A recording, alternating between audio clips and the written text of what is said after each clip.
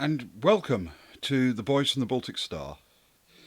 Thank you for joining me this evening, or if you're catching up on VOD, whatever the time of day or night it is for you. My name's Ben, occasionally known as Bucky, because, well, there are reasons.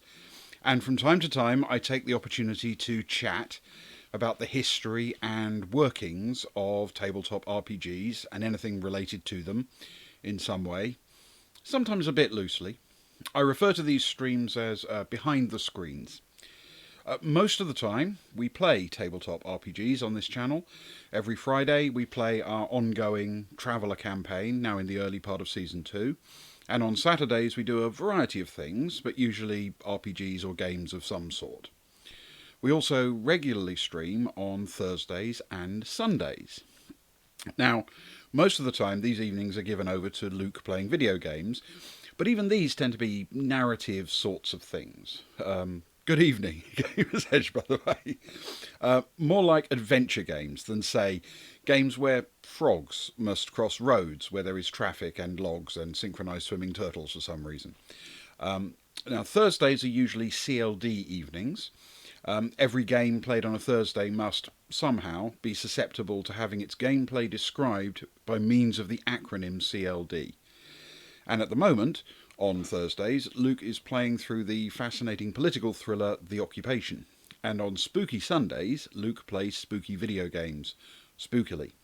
Currently the absolutely best looking video game I've ever seen, called Hellblade. Seriously, it's beautiful. Sometimes, as I suspect you might be beginning to realise, I steal a Thursday from Luke to do one of these behind the screens episodes. And if you're...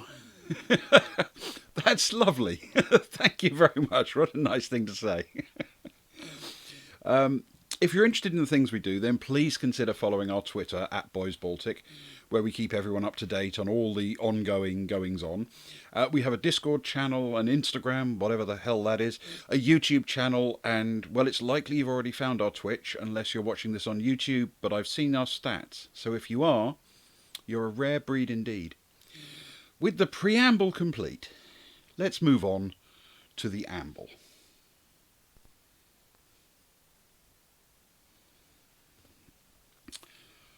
This time, on Behind the Screens.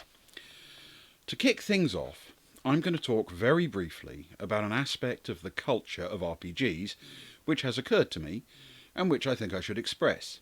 And since this is my own little piece of the internet, so to speak, you can't stop me. Nobody can, much as they might wish.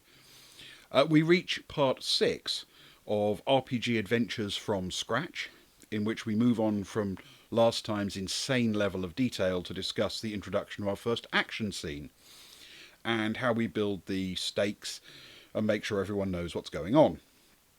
We're going to take a look at the way adventures were written, published and run in classic Traveller, something that might demonstrate how little information can sometimes qualify as a module. And we're going to look at some online resources for role players, most of which you'll already be familiar with, but hopefully find some that you either haven't heard of or haven't thought about using and will suit most styles of gameplay. And with that, let's begin.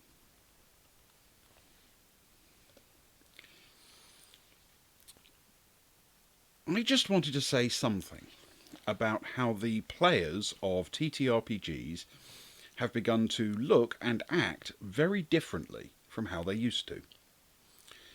Essentially, if Behind the Screens is a sort of magazine show, then this is the editorial. Sort of. 40 years ago, and 30 come to that, TTRPGs existed, and the internet didn't. So if you wanted to play RPGs, you gathered some friends or went to a club or a shop. Back then there were game shops, of course, and they often catered to board games, war games, RPGs, and because of a dramatically overlapping demographic, comic books and computer magazines. In these places the clientele were mostly, and I'm obviously oversimplifying and stereotyping here, young, male, and often not great at sports. Of course, there were also people of different appearance. They were old, male, and not great at sports, and they were found in the wargaming section. Clearly the shops had no problem selling to people who didn't fit that sort of demographic, but to be facetious about it, if you'd opened a games shop because you thought it was a great way to meet women, then you'd critically misjudged your market. Now, I took a long break from RPGs, and I mean a long break. Evening, Ali. So I didn't get to see this evolve over time to the situation we have today. Instead, I wandered back into a vastly more diverse world. And I was absolutely blown away. It's not just that the people playing are drawn from a much wider subset of society, it's beyond that. It's turned into a culture that has absolutely no defined borders, a no-boundary universe, you might say, with appropriate apologies to the late Stephen Hawking. This has enormously broadened the types of games available, the scenarios and approaches to play, and the variety of ways to interact with the players. But, and this is the actual point I wanted to make, tabletop RPGs are perhaps one of the places where people who were used to the way things used to be, used to the comfortable sense of finding people just like you in that shop, might resist change for fear of losing something special to them. If that happened, I wasn't around to see it, because any such struggle took place during my RPG hiatus. But I came back to see the result of that change. And it is wonderful. The community has been nothing but kind in welcoming me back, and it seems, to me at least, to be welcoming to pretty much everyone. I just wanted to say that if this is an example of what happens when old entrenched communities in any segment of society adapt to broaden their membership, then those who want to hold on to some vision of how things are supposed to be, or the good old days, are very wide of the mark indeed. The RPG community was pretty good back then. It's infinitely better now. We've lost nothing, and what we've gained is of incalculable value. These behind-the-screens episodes are essentially me trying to give something to the community, to say thank you for everything.